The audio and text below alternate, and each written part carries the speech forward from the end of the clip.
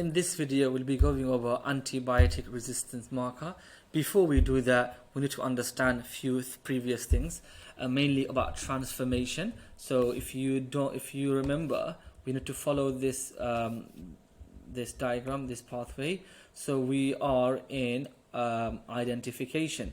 So we've done all of them. Now we're going to go into identification. To understand that logically, you need to understand transformation. For exam focus, you need to understand this step logically. They don't ask you a lot of questions in terms of depth, but the questions are very easy only with one condition: if you understood this topic logically. So transformation, then moving into identification. So transformation, we've already done that. We said that when a host cell, so if I have a cell here, this is a bacterial cell, and if it takes my recombinant plasmid in here, that's called transformation. Then we said there was a problem. What was the problem? We said that only 1% of the cells take up the recombinant plasmid. The success rate is only 1%.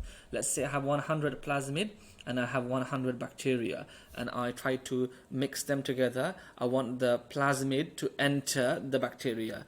Only 1% enters. And the reason, because we have, in the last video, we have mentioned the reasons behind it. What can we do to increase that rate? Calcium ions and heat shock. Now, I want to show you a diagram here. Let's go to this diagram, probably here. That's the best one. Okay, so I have my recombinant plasmid. So this is my plasmid, and that blue thing there, that blue colored thing, that is my desired gene.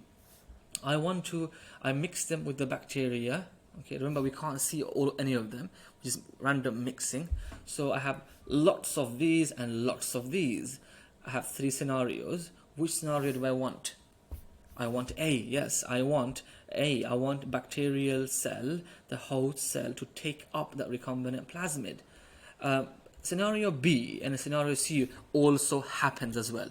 All three are occurring. But which one do we want? A. Only 1% is going to be A. 99% will be B and C. So there's a problem, isn't it? What's the problem? The problem is we can't see visually.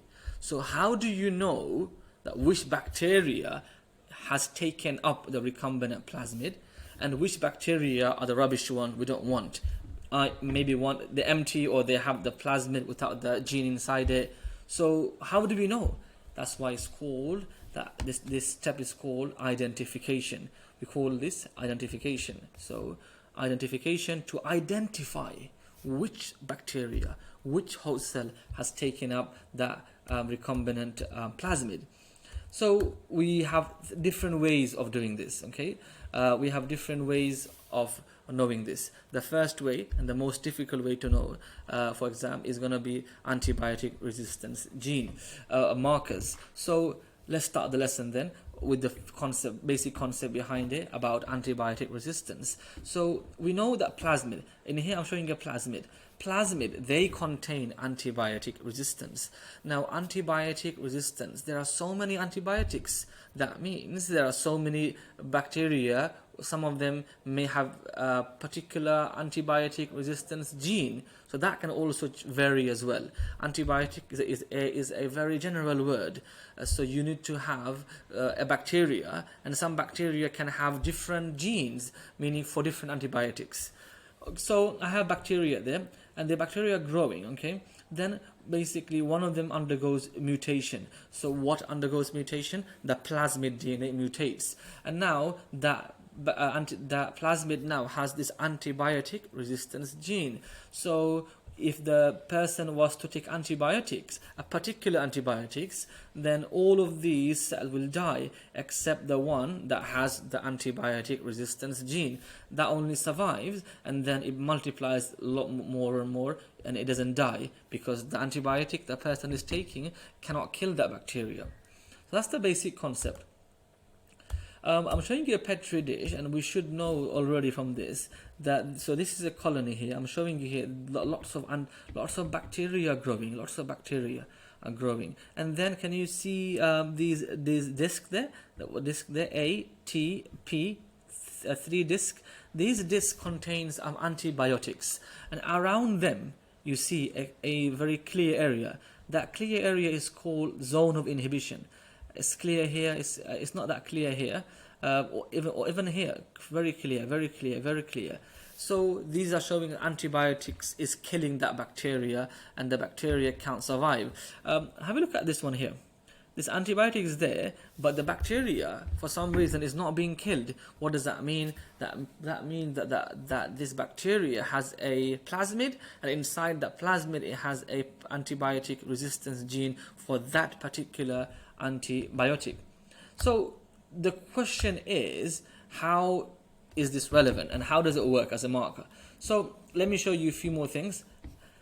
Remember, the key things for this to understand is logically, okay? I have here a plasmid, a circular plasmid from bacteria. Now look at this two writing there, two coloring there, red color and yellow color. These red and yellow, they represent different antibiotic. So tetracycline is a antibiotic. Ampicillin is another antibiotic. So this plasmid has got two things. It's got two antibiotic resistance gene. Is really good, right? So if I was to place this plasmid, let's say a bacteria A has this plasmid, and if that bacteria A is exposed to tetracycline antibiotic, will it die? No. Why? It has this antibiotic resistance for tetracycline. If I add in ampicillin, will it die? No. It's got ampicillin antibiotic resistance gene for that as well. Good. So what we do, that green thing there, this is our desired fragment, our desired DNA. So that could be your insulin gene. So let's go back to our previous understanding. Remember, we have our desired DNA, which has sticky ends, and then we have our plasmid. This is our plasmid. Now the plasmid has been modified. Okay, the plasmid has been modified. We've added two things. We've added these two genes, ampicillin and tetracycline. Now we need to make an opening. So what do? We use the same enzyme, restriction endonucleases, have sticky ends, and then I'm going to insert this DNA into the tetracycline right in the middle. Right in the middle. So look what's happening here. So I have my tetracycline destroyed. That gene has been tampered with. Why? Right in the middle is my desired gene, maybe an insulin gene here. So right in the middle is my desired gene. So this tetracycline's gene has been disturbed. It's no longer functional. My red one is fine. It's not been disrupted. So the ampicillin gene working perfectly fine. So a scenario is, if I was to place this into, let's say a bacterial cell has this plasmid. If I add in ampicillin antibiotic, will that cell die? Will that bacteria die? The answer is no. Why? It's got ampicillin resistance gene. What if I add tetracycline antibiotics? Will it die? Yes, it's going to die. Why? Some of you say, no, it won't die because it's got the gene. But that gene, that tetracycline gene, has been disrupted. It's no longer functional. So this bacterial cell will die because tetracycline is no longer functional. That's the basic concept. So I'm showing you here, just to re-emphasize the fact here. Okay. So I'm showing you a plasmid. And that plasmid has antibiotic resistance gene. Which antibiotic? I haven't specified. It could be any antibiotic. Okay, so now this is that green box there, that's my desired gene. If I put this into right in the middle of this antibiotic resistance gene like this antibiotic resistance gene will no longer work. That's the basic concept you need to understand before going into the real thing of this lesson. Okay, hopefully you have understood all the background knowledge, and now it's one last slide. You can just understand it and close the book. Okay, So before you come to this slide here, you need to make sure you've understood all the last 10 minutes about plasmid, about having, you know, different antibiotic resistant gene. If I put a gene in the middle, it's gonna disrupt the gene, it will not work, and so on. So what I have here is a petri dish, and these circles are showing me colonies of bacteria. They are showing me colonies of bacteria. But which bacteria? Where did it come from? Okay, so we need to go back to our steps. So we have our desired gene. Our desired gene is that green thing there. That's our desired gene. And the desired gene has been cut, right, by using restriction endonucleases. We need to insert that into a plasmid. So this is our plasmid.